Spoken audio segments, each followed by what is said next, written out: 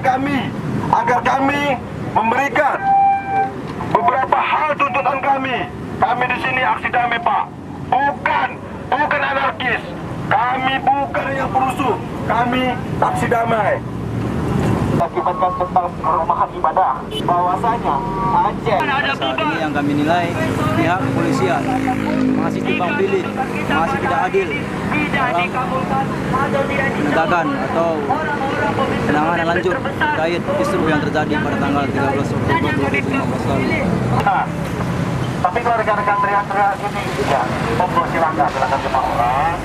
Kita masuk, kita bicarakan. Ukur bahwasanya hukum yang mengaturnya, bapak-bapak, tidak ada hukumnya. Hidup rakyat, hidup mahasiswa.